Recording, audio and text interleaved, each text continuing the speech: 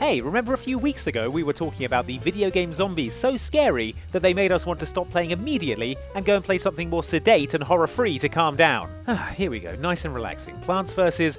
Zombies? We're not safe anywhere! Well, it transpires we're not the only ones who've experienced such horrors, and you, the charming and debonair Outside Xbox viewers, had plenty of your own suggestions for gruesome zombs whose whole deal is freaking you out so hard you turn off the console and bury it in the woods. Here are 7 of our favourite suggestions. Enjoy, and beware spoilers ahead for the following.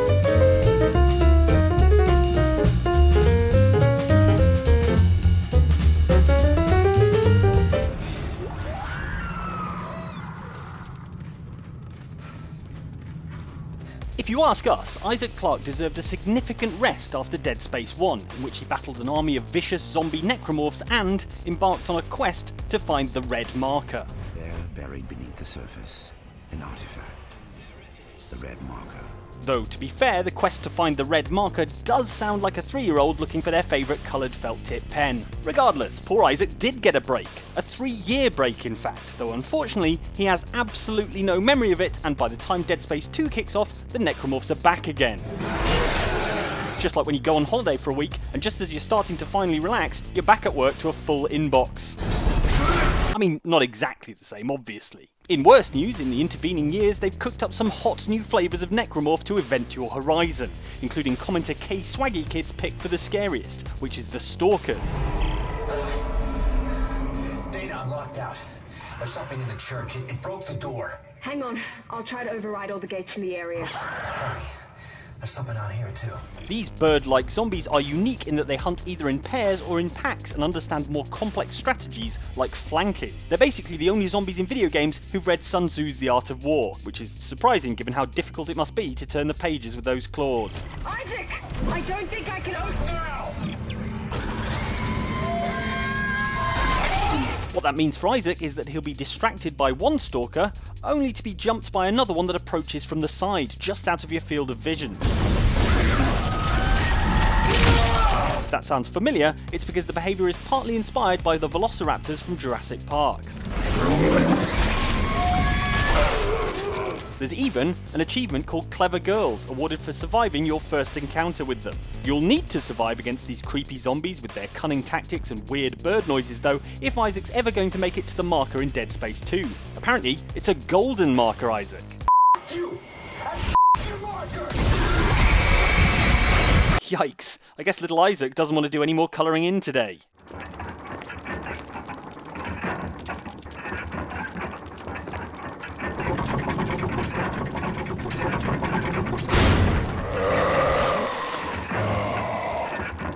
The original Resident Evil, which came out in 1996 for the PS1, was as scary as it could be at the time, given that all the characters looked like they'd just lost a fight with a panel beater, and the voice acting sounded like it was being delivered at gunpoint. Barry, help me please!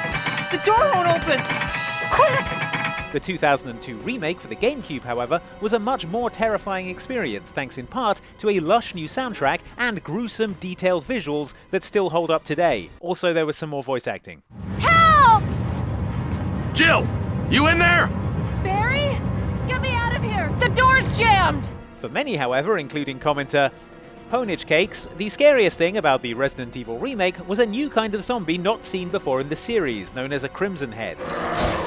Usually in Resident Evil games, zombies are resilient but can be killed. If you shoot a zombie enough times, it'll keel over and a big pool of blood will appear underneath it. This tells you that the zombie is now dead for good, and you don't need to worry about it getting back up and trying to make a quick supper out of your face while you're moving around the mansion. The Resident Evil remake, however, introduced a new mechanic whereby you had a flask of oil and a lighter and could set fire to these dead zombies to make sure they were dead for good.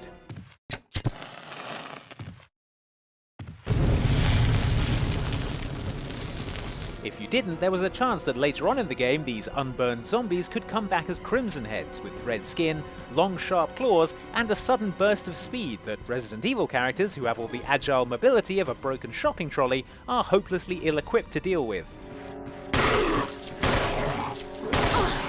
The scariest thing about these Crimson Heads though wasn't the running or the biting or the claws, it was the fact that they made it impossible to feel safe in the mansion. Even when you thought you'd killed all the zombies for good, there was never enough oil to burn all the bodies, so there was always the chance that one would stand up later and help themselves to a Jill sandwich. You just had to burn as many as you could and hope for the best, like so.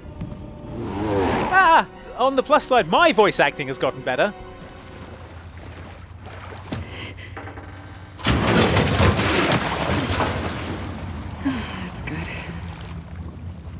In the previous video we talked about the Stalkers from The Last of Us, which are horrible, stealthy fungus zombies that, as a party trick, like to peel themselves off walls and attack you when you aren't expecting it. I'm gonna say that's probably going to ruin the party. What could be worse than a stalker, you're probably wondering? A clicker? A bloater? To which we reply, hey, why not all three? That is the dismaying reality of The Last of Us 2 enemy known as the Rat King, as suggested by commenter Lanxdragon, who knows a horrible zombie when they see one. The Rat King is named after a phenomenon where several rats supposedly get their tails bound together to create a gross super rat. And like its namesake, the Rat King in The Last of Us 2 is a gross super zombie, comprising multiple stalkers, clickers, and a bloater, who have been bound together by the cordyceps fungus into a kind of gruesome flesh katamari that wants to kill you. The Rat King is made up of some of the earliest people ever to be infected with the cordyceps fungus, who were trapped in a room so full of fungal spores that they all fused together into one single extremely pissed off organism, or as Abby puts it somewhat more succinctly, thank you, Abby. Due to its massive size and multiple living components, the Rat King is extremely durable and uniquely difficult to damage in a combat environment, or, as Abby puts it, that Abby. She says what we're all thinking. Damage the creature enough though, and a stalker part of the Rat King will start horribly pulling itself free from the fleshy centre, finally making the larger bloater part vulnerable. Of course, that does leave you with the stalker part to deal with, for which we go to Abby for the final word. You said it, Abby. This used to be a nice neighborhood!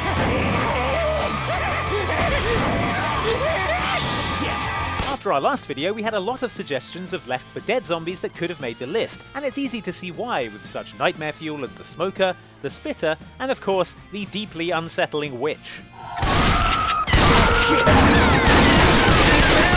For our money though, and that of commenter Sean Adams, there's no Left 4 Dead special infected that causes as much blind incoherent panic as the Jockey from Left 4 Dead 2. Small and hunched over, the Jockey doesn't seem particularly intimidating at first. That is, right up until it jumps onto your back and starts piloting you around the level, cackling maniacally the whole time. While it does damage you while riding you around, the real danger of the Jockey lies in its ability to team up with other special infected, as it steers you into pools of spitter goo, directly onto a witch, or into dense undergrowth where your teammates can't see you. Thanks for that. Reloading!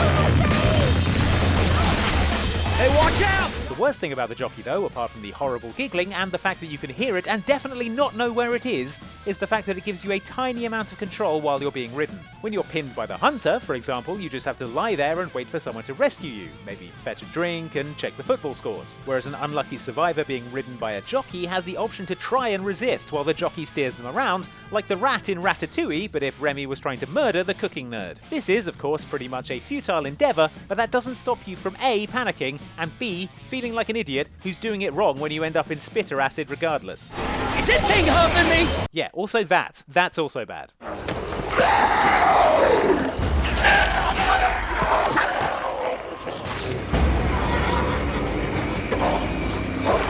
Days Gone takes place in the post-apocalyptic countryside of Oregon, where a deadly pandemic has transformed the majority of the population into ravenous hordes of murderous lizard people. Nah, I'm just messing with you, it's zombies again. These zombies, or freakers as they're known in the game, come in many different varieties, with everything from regular humanoid zombies to a literal zombie bear. I mean, seems like that would be no more or less unpleasant than being eaten by a regular bear. Commenter Rat Dragon's favourite, or perhaps least favourite, strain of Freaker is the one called the Screamer, which you first encounter while searching for your friend Boozer. Guess what his whole deal is? Whiskey bottle. Empty. The Screamer's name is just as literal. This is a zombie with a powerful, spittle-flecked scream that will instantly attract a horde of regular zombies to come and paste you. Say it, don't spray it, lady? In a curious twist of zombie evolutionary fate, the screamers you encounter during Days Gone are also always female, which seems a bit strange given that men can definitely scream too. See? When you encounter one of these screamers, it's always an enormously tense moment. It's your job to try and put that out of your mind as you attempt to sneak up on it without triggering an ear-splitting screech and attracting every zombie in the Pacific Northwest to your exact location. Should have called it Face Gone. Let's go together. Maybe your daughters can tell us why the Reapers hit this place. I suspect they will have much to tell us. It has been centuries since I last saw them. We're out of time. Mass Effect isn't usually what you'd call a scary game, unless you count those rare moments when you get a look at someone else's custom Commander Shepard. Here we go. Admiral Anderson's apartment. Oh god, and there's Andy's Shepard up close. What were you even thinking? That's why it's so effective when Mass Effect does do horror, because it's so different to everything else in the game, as commenter TransDuo noted when they suggested the Banshees from Mass Effect 3. What the hell? Not zombies in the traditional sense, Banshees are grim, undead Asari, corrupted by Reaper technology into towering, spindly, shambling techno-zombies that are as terrifying to look at as they are to listen to. They also have the skills to back up their terrifying appearance, with a massive health pool, almost impenetrable armour, and the ability to teleport short distances, which is usually, coincidentally, the distance they are away from you at any given time. As a combat tactic goes though, being a teleporting, screaming witch monster is working out pretty well for the Banshees. Turns out, it's surprisingly hard to fight something that you're too scared to even look at. Still, that's what squad commands are for, I guess. Go team! You guys have got this. I believe in you. The last transmission from the captain's dropship was from this area. That was over 12 hours ago. When you locate Captain Keyes, radio in, and I'll come pick you up. Despite being a huge blockbuster sci-fi franchise, the Halo series always manages to be full of unexpected surprises, like for example, a human being having the name Chips Dubbo.